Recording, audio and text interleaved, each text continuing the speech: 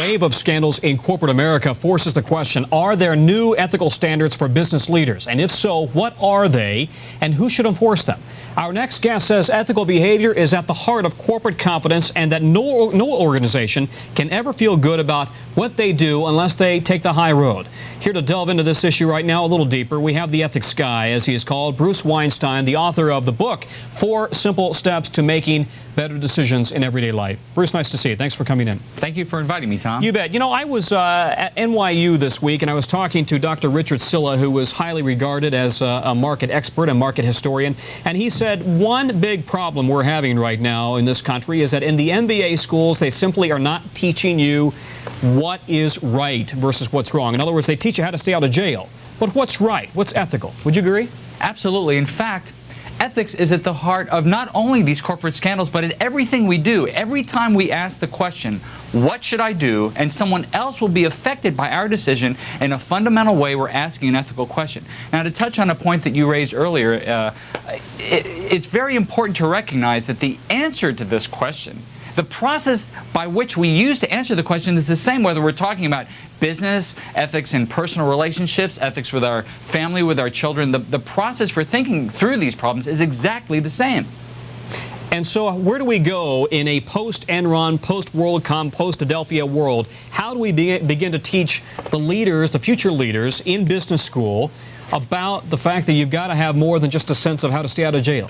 Well, the good news is that when we take the high road, Tom, and we do the right thing and not necessarily the easy thing, everyone benefits, including us. Now, take a look at some of these recent scandals in business and in government. If Bill Clinton, if Gary Condit, if Martha Stewart had done the right thing originally, if had they been forthcoming with what they knew, they could have completely avoided the scandals that surrounded them. So in the long run, when we do the right thing and not necessarily the easy thing, we win, we benefit. And I think that's really the only way that we're going to get people to take this message seriously, that doing the right thing is not just the right thing to do, but ultimately it benefits us. Many people said the same thing about Richard Nixon, of course, post-Watergate, that it's the cover-up that gets you in the end. Absolutely. You know, it's funny, Tom, because Americans have a great capacity, capacity to forgive other people's mistakes. What we don't have a great capacity for doing is for dealing with covering up. In fact, some people argue that with Bill Clinton, the worst thing that he did was not engage in the affair with Monica Lewinsky, but covering up. You know, I did not have sexual relations with that woman.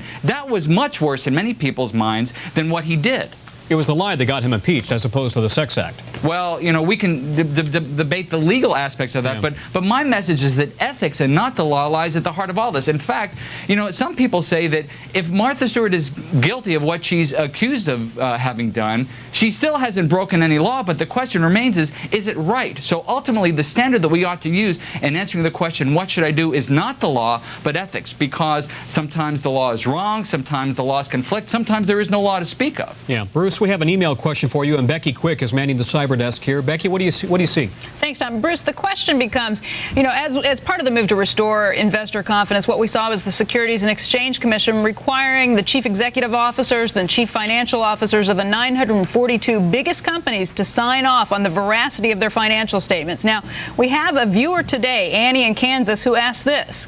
Now that August 15th deadline has passed for when most of these companies had to sign off, we breathe a sigh of relief. But wait, none of the small cap companies that I own were required to have their CEOs sign off on their financial reports. Are we in danger of a similar scandal? And what do you have to say about that, Bruce? You know, it's really hard to know how the consequences of this could go, because especially if we take a legalistic point of view, we could be sued for doing something, we could be sued for doing nothing. And that's why it gets back to my original point that ethics and not the law ought to be the standard that we use to answer the question, what should I do? Because again, sometimes the laws conflict, sometimes the laws are wrong. I mean, for example, slavery was legal, it didn't make it right. So getting back to the viewer's question, I think the ultimate standard by which the standard that we should use to answer the question is what is the right thing to do, what is the ethical or moral thing to do, not necessarily what is the legal thing to do or what's required of me by the institution. How do you want your kids to remember you, I suppose, huh?